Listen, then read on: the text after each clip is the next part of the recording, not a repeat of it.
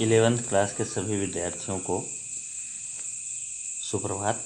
आइए हम लोग आज के अध्ययन कार्य को आगे बढ़ाते हैं। जो नमक का दारोगा नमक कहानी जिसको हम कल पढ़े थे उसको और आगे ले चलते हैं और देखते हैं उस कहानी में क्या क्या हुआ। माता सरस्वती जी जो विद्या की देवी हैं उनको प्रणाम करते हुए उनसे आशीष लेते हुए हम आगे बढ़ेंगे। कहानी का एक खंड हम लोग पढ़ चुके थे। दरोगा जी अपना नौकरी दरोगा की पा चुके थे। घर में खुशियाँ ही खुशियाँ थीं और नमक का व्यापार चोरी छिपे ही चल रहा था। तस्करी के रूप में ये ड्यूटी पे तैनात ही थे। उसी समय एक समय की बात है, जाड़े के दिन थे, रात का समय। नमक के सिपाही चौकीदार नशे में मस्त थे। रात का टाइम था। नमक विभाग वाले जो सिपाही और चौकीदार सब बिल्कुल रात के टाइम में खा पी के मस्त गश्त कर रहे थे। मुंशी बंशीधर को यहाँ आए अभी 6 महीने से अधिक न हुए थे। शुरुआत का दौर था, 5 से 6 महीने ही हुए थे, लेकिन इस थोड़े समय में ही उन्होंने अपनी कार्यकुशलता और उत्तम आचार से अफसरों को मोहित कर लिया था। इनकी कार्यकुशलता देख करके, कार्य व्यवहार देख करके, इनकी समय टाइमिंग देख करके सारे लोग इनके बिल्कुल काफ़ी प्रसन्नचित रहते थे। इनके द्वारा प्रभावित कर लिए गए। अफसर लोग उन पर बहुत विश्वास करने लगे। जो भी अधिकारी थे इन पर काफ़ी विश्वास करते थे कि कोई गड़बड़ी नहीं होने देंगे, न करेंगे। नमक के दफ्तर से 1 मील पूर्व की ओर यमुना बहती थी। यमुना नदी थी। उस पर नाव का एक पुल बना हुआ था। दरोगा जी किवाड़ बंद किए मीठी नींद सो रहे थे।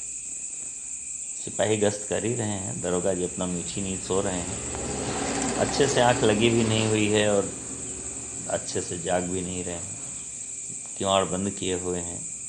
यमुना जी 1 ही मील पूर्व बह भी रही हैं। नाव को खड़ा करके क्रमबद्ध पुल बना दिया गया है ताकि लोग उसके ऊपर से आना जाना कर सकें।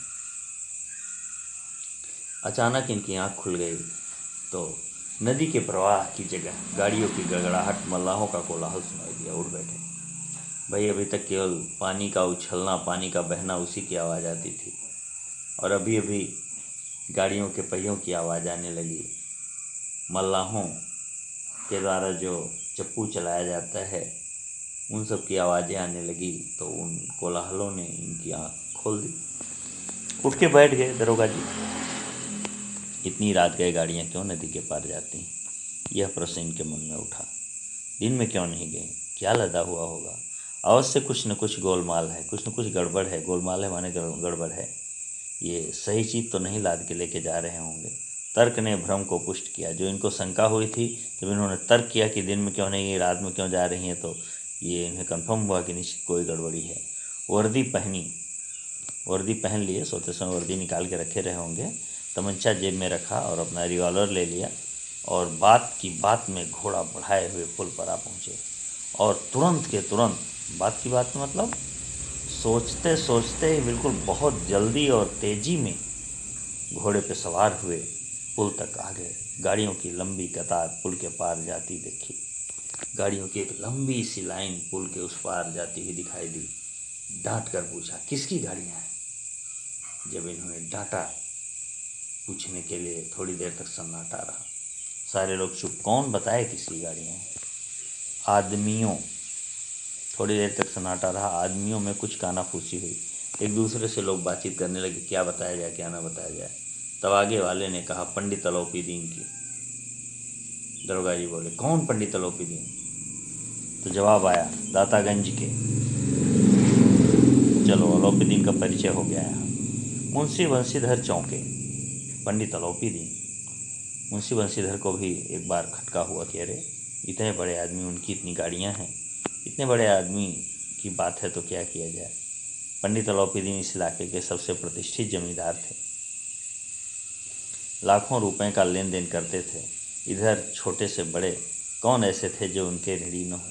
मतलब सबके ऊपर उनकी कृपा थी। हर कोई घटने बढ़ने पर उनसे लेनी देनी करता था। प्रतिष्ठित जमींदार थे, लाखों का लेन देन था। जिस समय की बात है उस समय के लाखों का मतलब आज के डेट में अरबों का लेन देन हो जाएगा। तो इस हिसाब से इतने बड़े आदमी हैं, उनसे टक्कर लेना, उनकी गाड़ियाँ छोड़ना, छेड़ देना, रोक लेना, डांटना उनके लोगों को क्या उचित होगा, ये सब इनके दिमाग में आया।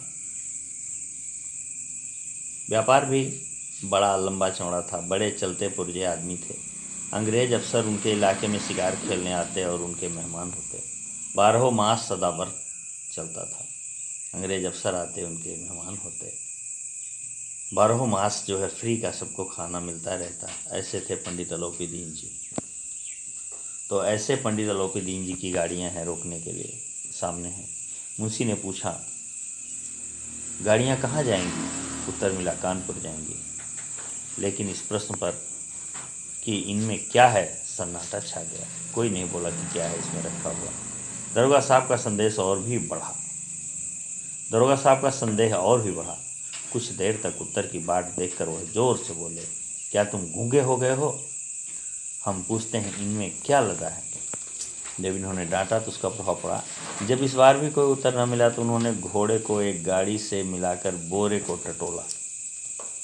भ्रम दूर हो गया। अपने घोड़े को गाड़ी के पास ले गए और बोरे को टटोला तो उनका भ्रम दूर हुआ। नमक के ढेले थे। क्या था? बोरों में नमक भरा हुआ था। जिसका इन्हें शक था, जिसका इन्हें भ्रम था, वही सच में हुआ। नमक मिल ही गया। नमक की तस्करी कर रहे हैं पंडित अलोपी दीन। भले ही प्रतिष्ठित आदमी हो, कुछ भी हो, लेकिन आज ये गलत काम में पकड़े गए हैं तो दरोगा जी का उनको पकड़ना वाजिब है।